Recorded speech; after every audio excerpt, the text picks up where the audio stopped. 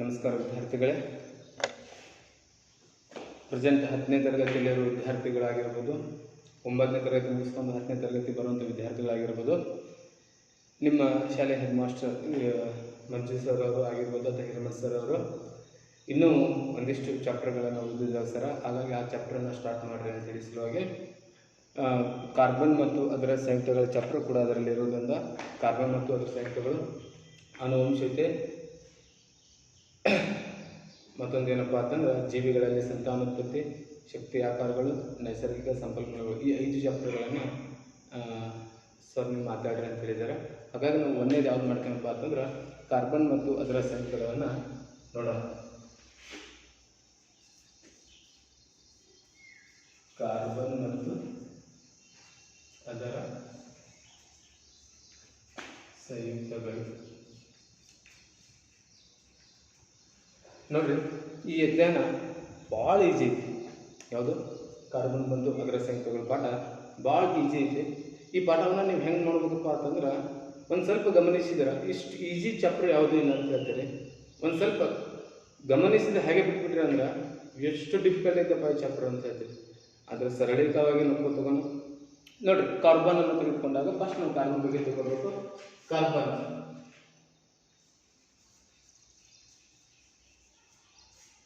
ಅಂದರೆ ಆಲ್ರೆಡಿ ಗೊತ್ತೈತಿ. ಯಾವುದೋ ಒಂದು ವಸ್ತುವನ್ನು ಸುಟ್ಟಾಗ ಹೊಗೆಯಾಗಿ ಬರ್ತೈತಿ. ಪರಿಸರದಾಗ ಅತಿ ಹೆಚ್ಚು ಪ್ರಮಾಣದಲ್ಲಿ ನಾವು ಕಾರ್ಬನ್ ಅನ್ನು ನೋಡ್ತೀವಿ. ಹಾಗಾದ್ರೆ ಈ ಕಾರ್ಬನ್ನ ಪರಮಾಣು ಸಂಖ್ಯೆ ಎಷ್ಟು?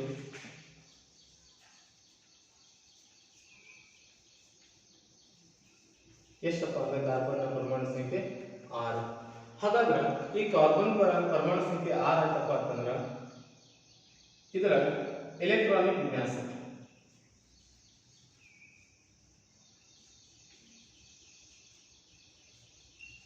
ಯಾವ ರೀತಿ ಬರ್ತೈತಿ ನೋಡಿ. 1s 2s 2p ಅಂತೇಳಿ ನಾವು ಕಲಿತೀವಿ. 1s 2s ಆಮೇಲೆ 2p ಅಂತ ತೆಗೆದುಕೊಳ್ತೀವಿ. ಇದು 2 ಇದು 2 ಇದು 2 ಅರ್ಥಕನ್ನ ಹೇಳಿದ. ಹಾಂ, ಈಗ ನೋಡ್ರಿ 1s2 2s2 2p 2 ಟೋಟಲ್ ಎಷ್ಟು ಅದಾವ? 2 2 2 ಟೋಟಲ್ ಎಷ್ಟು ಅದ? 6 ಅದಾವ. ಹಾಗಾಗಿ ಪರಮಾಣು ಸಂಖ್ಯೆ ಎಷ್ಟು? 6. ಇದನ್ನು ಹೆಂಗೆ ಬರೀಬಹುದಪ್ಪ ಅಂತಂದ್ರೆ ನೋಡ್ರಿ 1s 2s 2p ಅಂತ ಇಟ್ಕೊಳ್ತೀವಿ. 1s 2s ನೆಕ್ಸ್ಟ್ ಅದು ಬರ್ತೈತಿ 2p.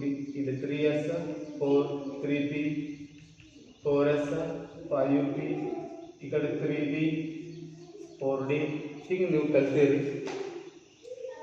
ಧಾತುಗಳ ಆವರ್ತನ ವರ್ಗೀಕರಣ ಅಧ್ಯಯನದಾಗ ಅದನ್ನು ನೀವು ಕಲ್ತೀರಿ. ಹಾಗಾಗಿ ಎಲೆಕ್ಟ್ರಾನ್ ವಿನ್ಯಾಸ ಏನು ಬರ್ತದಪ್ಪ ಅಂದ್ರೆ 1s2 2s2 2p 2 ಅಂತ ಬರ್ತದೆ. ಹಾಗಾದ್ರೆ ಇದರ ವೇಲೆನ್ಸಿ ಎಷ್ಟು ಬರ್ತೈತೆ ಅಂತ ನೋಡೋಣ. ವೇಲೆನ್ಸಿಯನ್ನು ಬರೀಬೇಕು. ಕೆ ಕೌಚದಾಗ KL MN ಅಂತ ತೆಗೆದುಕೊಳ್ತೀರಿ. ನಮಗೆ ಬೇಕಾಗಿದ್ದು 6. ಹಾಗಾಗಿ 1ನೇ ಕೌಚದಲ್ಲಿ 2 ಎಲೆಕ್ಟ್ರಾನ್ಗಳು, 2ನೇ ಕೌಚದಲ್ಲಿ 4 ಎಲೆಕ್ಟ್ರಾನ್ಗಳು ಬರ್ತಾವ. ನಾನು ಇನ್ನೇ ಕ್ಲಾಸ್ನ ಮಾತಾಡೀನಿ. ವೇಲೆನ್ಸಿಯನ್ನು ಕಂಡುಹಿಡಬೇಕಾಗಿತ್ತಂದ್ರೆ ನಾವೇನು ಮಾಡ್ತೀವಪ್ಪ ಅಂತಂದ್ರೆ ಅತ್ಯಂತ ಹೊರ ಕೌಚದಲ್ಲಿರೋ ಎಲೆಕ್ಟ್ರಾನ್ಗಳ ಸಂಖ್ಯೆಯನ್ನು ತೆಗೆದುಕೊಂಡು ಆ ಧಾತುವಿನ ಅಥವಾ ಆ ಪರಮಾಣುವಿನ ವೇಲೆನ್ಸಿಯನ್ನು ಕಂಡುಹಿಡ್ತೀವಿ ನಾವು. ಹಾಗಾದ್ರೆ ಅತ್ಯಂತ ಹೊರ ಕೌಚದಲ್ಲಿ ಎಷ್ಟು ಎಲೆಕ್ಟ್ರಾನ್ಗಳದಾವ? 4 ಎಲೆಕ್ಟ್ರಾನ್ಗಳದಾವ. ಹಾಗಾಗಿ ಅತ್ಯಂತ ಹೊರ ಕೌಚದಲ್ಲಿ 4 ಎಲೆಕ್ಟ್ರಾನ್ಗಳು ಇರ್ತಿದ್ವಪ್ಪ ಅಂತಂದ್ರೆ ನಾವೇನು ಅಂತ ಕರಿತೀವಪ್ಪ ಅಂತಂದ್ರೆ ನೋಡ್ರಿ, ವೇಲೆನ್ಸಿ 1 ಅತ್ಯಂತ ಹೊರ ಕೌಚದಲ್ಲಿ 1 ಎಲೆಕ್ಟ್ರಾನ್ ಇರಬೇಕು, 2 ಎಲೆಕ್ಟ್ರಾನ್ ಇರಬೇಕು, 3 ಎಲೆಕ್ಟ್ರಾನ್ ಇರಬೇಕು, 4 ಎಲೆಕ್ಟ್ರಾನ್ಗಳು ಇರಬೇಕು. 5 ಎಲೆಕ್ಟ್ರಾನ್ ಇತ್ತಂದ್ರೆ ನಾವು ಆ ಕೌಚ ಸಂಖ್ಯೆ ಎಷ್ಟು ಅದಾವ ಆ ಸಂಖ್ಯೆ ಒಳಗೆ ಅದನ್ನು ಕಲಿತೀವಿ. ಹಾಗಾಗಿ ನಮಗೆ ಸಾಮರ್ಥ್ಯ 4 ಲಾಸ್ಟ್. ಹಾಗಾಗಿ ಅದರ ವೇಲೆನ್ಸಿ ಎಷ್ಟು ಬರ್ತೈತಪ್ಪ ಅಂತಂದ್ರೆ 4 ಬರ್ತೈತೆ. ಹಾಗಾದರೆ ಕಾರ್ಬನ್ನ ವೇಲೆನ್ಸಿ ಎಷ್ಟು? 4. ಈಗ ನೀವು ಅಯಾನಿಕ ಬಂಧ ಮತ್ತು ಸಹವೇಲೆನ್ಸಿ ಬಂಧವನ್ನು ನೋಡಿರಿ. ಅಯಾನಿಕ ಬಂಧ ಮತ್ತು ಸಹವೇಲೆನ್ಸಿ ಬಂಧವನ್ನು ಸ್ವಲ್ಪ ಗಮನಿಸ್ಕೋತೀವನು.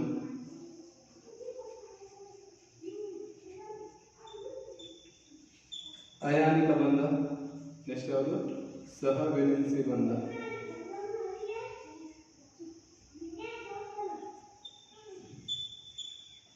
ಇದನ್ನು ನಾವು ಇಂಗ್ಲೀಷ್ನಾಗ ಏನಂತ ಕರಿತೀವಪ್ಪ ಅಂತಂದ್ರೆ ಎಲೆಕ್ಟ್ರೋವೇಲೆಂಟ್ ಬಂಧ. ಎಲೆಕ್ಟ್ರೋವೇಲೆಂಟ್ ಬಾಂಡ್ ಅಂತ ಕರಿತೀವಿ. ಇದಕ್ಕೆ ಕೋವೇಲೆಂಟ್ ಬಾಂಡ್ ಅಂತ ಕರಿತೀವಿ. ನೋಡ್ರಿ, ಎಲೆಕ್ಟ್ರೋವೇಲೆಂಟ್ ಅಂತ ತಿಳ್ಕೋಬೇಕು. ವಿದ್ಯುತ್ತನ್ನು ಹರಿದು ಬಿಡ್ತೈತಿ. ಕೋವೆಲೆಂಟ್ ಬಾಂಡ್ ಅಂದ್ರೆ ವಿದ್ಯುತ್ತನ್ನು ಹರಿದು ಬಿಡುವಂಗಿಲ್ಲ ಅಂತ ಶಬ್ದವನ್ನು ತೆಗೆದುಕೊಳ್ತೀವಿ. ಹಾಗಾದ್ರೆ ಅಯಾನಿಕ ಬಂಧ ಅಂದ್ರೆ ಏನು? ಅಯಾನಿಕ ಬಂಧ ಅಂದ್ರೆ ಏನಪ್ಪಾ ಅಂದ್ರೆ ಇಲ್ಲಿ ಎಲೆಕ್ಟ್ರಾನ್ಗಳು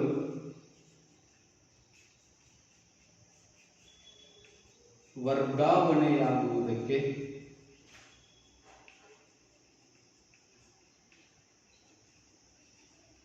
ನಾವೇನೇನು ಕರಿತೀವಪ್ಪ ಅಂತಂದ್ರೆ ಅಯಾನಿಕ ಬಂಧ ಅಥವಾ ಎಲೆಕ್ಟ್ರೋವೆಲೆಂಟ್ ಬಂಧ ಅಂತ ಕರಿತೀವಿ.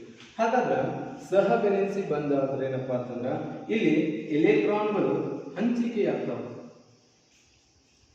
ಎಲೆಕ್ಟ್ರಾನ್ಗಳು ಹಂಚಿಕೆಯಾಗುವ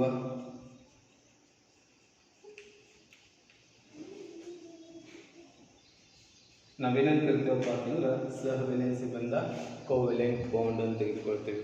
ಹಾಗಾದ್ರೆ ಕಾರ್ಬನ್ ಅನ್ನೋದೊಂದು ಅಲೋಹ. ಹಾಗಾಗಿ ಕಾರ್ಬನ್ನಲ್ಲಿ ನಮ್ಗೆ ಯಾವ ಬಂಧ ಕಂಡು ಬರ್ತದಪ್ಪ ಅಂತಂದ್ರೆ ಕೋವೆಲೆಂಟ್ ಬಾಂಡ್ ಅಥವಾ ಸಹವೆಲೆನ್ಸಿ ಬಂಧ ಅಂತ ಕಂಡು ಬರ್ತದೆ. ನಿಮ್ಮ ಪ್ರಶ್ನೆ ಕೇಳ್ತಾನ ಕಾರ್ಬನ್ನಲ್ಲಿ ಕಂಡು ಬರುವಂಥ ಬಂಧ ಯಾವುದು ಅಂತಂದಾಗ ನೀವು ಸಹವೆಲೆನ್ಸಿ ಬಂಧ ಅಂತ ಕರಿತೀವಿ.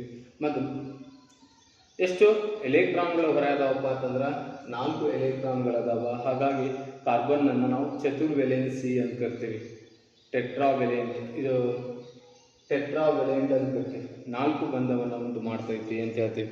ಹಾಗಾದ್ರೆ ಸರ್ ಎಲೆಕ್ಟ್ರಾನ್ಗಳು ವರ್ಗಾವಣೆ ಹೆಂಗಾಗ್ತಾವ್ರಿ, ಎಲೆಕ್ಟ್ರಾನ್ಗಳು ಹಂಚಿಕೆ ಹೆಂಗಾಗ್ತಾವ್ರಿ ಅನ್ನೋದನ್ನು ನೋಡ್ಕೋಬೇಕಲ್ಲ.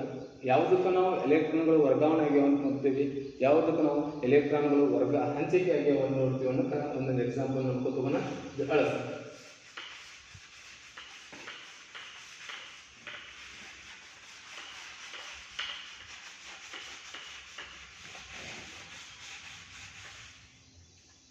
ನೋಡ್ರಿ, ವರ್ಗಾವಣೆ ಹೆಂಗಾಗ್ತೈತಪ್ಪ ಅಂತಂದ್ರೆ ನೋಡ್ರಿ, ಇದು ಅಯಾನಿಕ ಬಂಧನ ಸಂಬಂಧ ಅಂತ ಇಟ್ಕೊಳ್ತೀನಿ. NaCl ಅನ್ನೋದು ಸೋಡಿಯಂ, Na ಅನ್ನೋದು ಸೋಡಿಯಂ, Cl ಅನ್ನೋದು ಕ್ಲೋರಿನ್. ಕೂಡ್ಕೊಂಡಾಗ ಏನಾಗ್ತೈತಿ NaCl ಆಗ್ತೈತಿ. ಇದೇನಾಗ್ತೈತಿ ಸೋಡಿಯಂ ಕ್ಲೋರೈಡ್ ಅಂತ ಆಗ್ತೈತಿ. ಹೌದಾ? ಈಗ ಹೆಂಗ ಹಂಚಿಕೆ ಆಗ್ತೈತಿ ನೋಡ್ರಿ. ಸೋಡಿಯಂ 1ನೇ ಕವಚದಲ್ಲಿ 2 ಎಲೆಕ್ಟ್ರಾನ್ಗಳು, 2ನೇ ಕವಚದಲ್ಲಿ 8 ಎಲೆಕ್ಟ್ರಾನ್ಗಳು, 3ನೇ ಕವಚದಲ್ಲಿ 1 ಎಲೆಕ್ಟ್ರಾನ್ಗಳು. ಟೋಟಲಿ ಎಷ್ಟಾದವಪ್ಪ ಅಂದ್ರೆ 11. ಯಾಕಂದ್ರೆ ಸೋಡಿಯಂನ ಪ್ರಮಾಣ ಸಂಖ್ಯೆ ಎಷ್ಟು? 11. ಅದೇ ರೀತಿ ಕ್ಲೋರಿನ್ ಅನ್ನು ತೆಗೆದುಕೊಂಡವಪ್ಪ ಅಂದ್ರೆ 1ನೇ ಕವಚದಲ್ಲಿ 2 ಎಲೆಕ್ಟ್ರಾನ್ಗಳು, 2ನೇ ಕವಚದಲ್ಲಿ 8 ಎಲೆಕ್ಟ್ರಾನ್ಗಳು, 3ನೇ ಕವಚದಲ್ಲಿ 7 ಎಲೆಕ್ಟ್ರಾನ್ಗಳು. ಯಾಕಪ್ಪ ಅಂತಂದ್ರೆ ಕ್ಲೋರಿನ್ನ ಪ್ರಮಾಣ ಸಂಖ್ಯೆ 17, 2, 8, 7 ಅಂತ ಆಗ್ತೈತಿ. ಸೋಡಿಯಂನ ಪ್ರಮಾಣ ಸಂಖ್ಯೆ ಎಷ್ಟಪ್ಪ ಅಂತಂದ್ರೆ 11, 2, 8, 1 ಅಂತ ಆಗ್ತೈತಿ. ನಾ ಅತ್ಯಂತ ಹೊರಕೋಶದಲ್ಲಿರುವ ಎಲೆಕ್ಟ್ರಾನ್ಗಳನ್ನು ಮಾತ್ರ ತೆಗೆದುಕೊಂಡೀನಿ. ಅವಾಗ ಅದೇನಾಗ್ತೈತಿ ಸೋಡಿಯಂ ಕ್ಲೋರೈಡ್ ಅಂತ ಆಯಿತು. ಅವಾಗ ಸೋಡಿಯಂ ಕ್ಲೋರೈಡ್ ಆದಾಗ ನೋಡ್ರಿ, ಸೋಡಿಯಂನ ಅತ್ಯಂತ ಹೊರಕೋಶದಲ್ಲಿ ಎಷ್ಟು ಎಲೆಕ್ಟ್ರಾನ್ಗಳಿತ್ತು? 7 ಎಲೆಕ್ಟ್ರಾನ್ಗಳು. ನಾನು ಚಿಕ್ಕಿ ಕೊಡ್ತೀನಿ. 1, 2, 3, 4, 5, 6, 7. ಈ ಒಂದು ಎಲೆಕ್ಟ್ರಾನ್ ಇಲ್ಲಿ ವರ್ಗಾವಣೆ ಆಗ್ತೈತಿ. ಸಿಂಗಲ್ ಐತಲ್ಲ, ಇಲ್ಲಿ ವರ್ಗಾವಣೆ ಆದಾಗ ಏನಾಗ್ತಪ್ಪ ಅಂತಂದ್ರೆ 8 ಎಲೆಕ್ಟ್ರಾನ್ಗಳು. ಅದು ಇಲ್ಲಿ ಬಂದಾಗ ಎಷ್ಟಾಗ್ತೈತಿ? ಒಂದು ಕಡೆ ಬಂದಾಗ 8 ಎಲೆಕ್ಟ್ರಾನ್ಗಳಾಯಿತು. ಅಲ್ಲಿ ಸೋಡಿಯಂ 1 ಎಲೆಕ್ಟ್ರಾನ್ ಅನ್ನ ಬಿಟ್ಟು ಕೊಟ್ಟಿರ್ತೈತಿ. ಹಾಗಾಗಿ ಅದು ಕ್ಯಾಟಯನ್ ಆಗ್ತೈತಿ. ಕ್ಲೋರಿನ್ 1 ಎಲೆಕ್ಟ್ರಾನ್ ಪಡ್ಕೊಂಡಿರ್ತೈತಿ. ಅದಕ್ಕೆ ಅದು ಯಾನಯನ್ ಅಂತ ಆಗ್ತೈತಿ.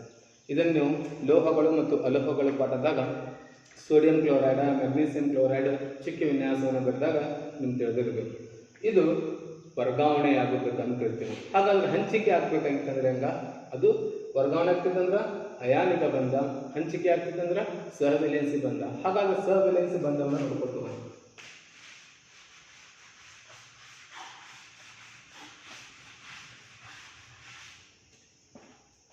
ಸಹವೆಲೆನ್ಸಿ ಬಂಧವನ್ನು ನೋಡ್ಕೋತ ಹೋದಾಗ ಎಕ್ಸಾಂಪಲ್ 1 ಅಂತ ತೆಗೆದುಕೊಳ್ತೀನಿ. ಯಾಕಪ್ಪ ಅಂದ್ರೆ ನಿಮ್ಮ ಬುಕ್ನಾಗ 4 ಎಕ್ಸಾಂಪಲ್ಗಳನ್ನು ಕೊಟ್ಟಾರ. ಆ 4 ಎಕ್ಸಾಂಪಲ್ಗಳನ್ನು ಒಂದೊಂದಾಗಿ ನೋಡ್ಕೋತ ಹೋಗೋಣ. ಫಸ್ಟ್ ಒಂದು ಯಾವುದು? ಹೈಡ್ರೋಜನ್. ಹೈಡ್ರೋಜನ್ನಲ್ಲಿ ಏಕಬಂಧ. ನೋಡ್ರಿ ಹೈಡ್ರೋಜನ್ ಐತಿ, ಅತ್ಯಂತ ಹೊರಕೋಶದಲ್ಲಿ 1 ಎಲೆಕ್ಟ್ರಾನ್ ಐತಿ. ಪ್ಲಸ್ ಹೈಡ್ರೋಜನ್ ಐತಿ, ಅತ್ಯಂತ ಹೊರಕೋಶದಲ್ಲಿ 1 ಎಲೆಕ್ಟ್ರಾನ್ ಐತಿ. ನೆಕ್ಸ್ಟ್ ಏನಾಗತ್ತೆ ಹೈಡ್ರೋಜನ್ ಪ್ಲಸ್ ಹೈಡ್ರೋಜನ್ ಅನ್ನೋದನ್ನ ನಾವು ಈ ರೀತಿಯನ್ನು ತೆಗೆದುಕೊಳ್ತೀನಿ. ನೋಡ್ರಿ ಒಂದು ಎಲೆಕ್ಟ್ರಾನ್ ಇಲ್ಲಿ ಒಂದು ಎಲೆಕ್ಟ್ರಾನ್ ಇದೆ, ಇಲ್ಲಿ ಏನಾಗ್ತೈತಪ್ಪ ಅಂದ್ರೆ 2 ಎಲೆಕ್ಟ್ರಾನ್ಗಳು ಬರ್ತಾವ. ಕೆ ಕವಚದಲ್ಲಿ ಎಷ್ಟು ಎಲೆಕ್ಟ್ರಾನ್ಗಳು ಇರಬೇಕು? 2 ಕವಚಗಳು 2 ಎಲೆಕ್ಟ್ರಾನ್ಗಳು ಇರಬೇಕು. ಹಾಗಾಗಿ ಇದನ್ನ ನಾನು ಹೈಡ್ರೋಜನ್ ಪರಮಾಣು ಅಂತ ಕರಿತೀವಿ.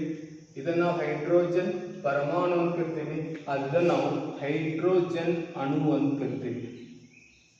ಹಾಗಾಗಿ ಹೈಡ್ರೋಜನ್ ನಲ್ಲಿ ಏಕಬಂಧ ಕಂಡು ಬರ್ತೈತಿ. ನೋಡ್ರಿ ಒಂದು ಗೆರೆ ಹೊಡೆದು 2 ಎಲೆಕ್ಟ್ರಾನ್ ಇದ್ದಾಗ ಒಂದು ಗೆರೆ ಹೊಡೆದಾಗ ನಮ್ಗೇನು ಕಂಡು ಬರ್ತೈತಿ?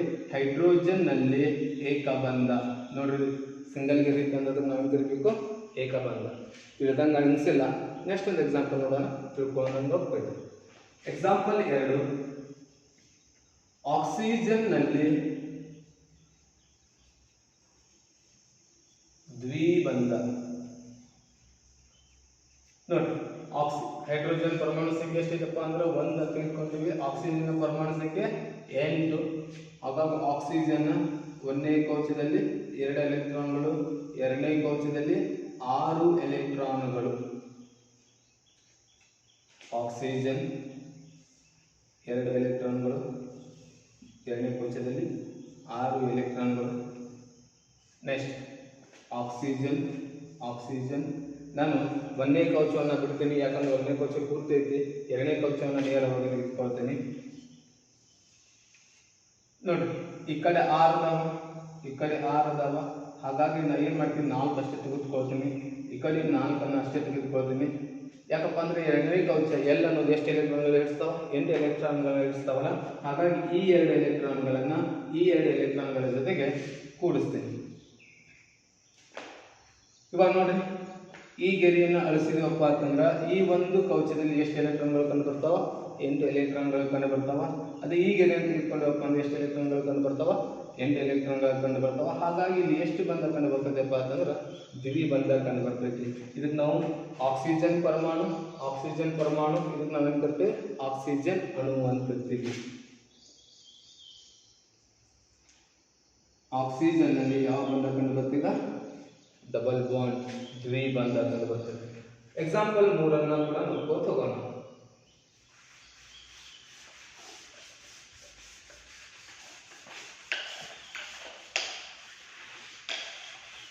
ನೋಡಿ ಎಕ್ಸಾಂಪಲ್ 3, ನೈಟ್ರೋಜನ್ ನಲ್ಲಿ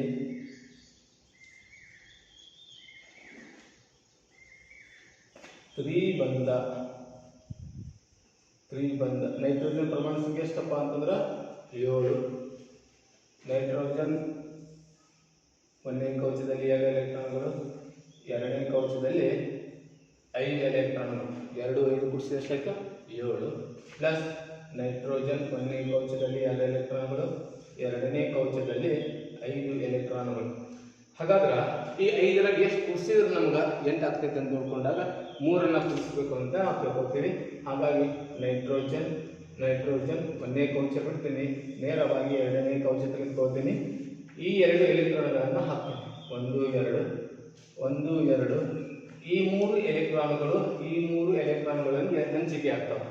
1 2 3 4 5 6. ಯಾಕಂದ್ರೆ ಇವು 3 ಟೋಟಲ್ ಎಷ್ಟದ? 6. ಈ ಗೆರೆನ ಅಳಿಸಿದಪ್ಪ ಅಂದ್ರೆ ಈ ಕಡೆ 8 ಆಗ್ತಾವ, ಈ ಗೆರೆನ ಅಳಿಸಿದ್ರೆ ಈ ಕಡೆ 8 ಆಗ್ತಾವ. ಹಾಗಾಗಿ ಎಷ್ಟು ಬಂಧಗಳು ಕಂಡು ಬರ್ತಾವಪ್ಪ ಅಂತಂದ್ರೆ ನೈಟ್ರೋಜನ್ ನಲ್ಲಿ 3 ಬಂಧಗಳು ಕಂಡು ಬರ್ತಾವ.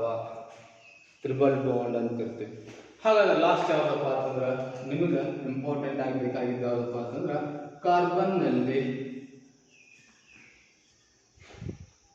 ಚತುರ್ಬಂಧ.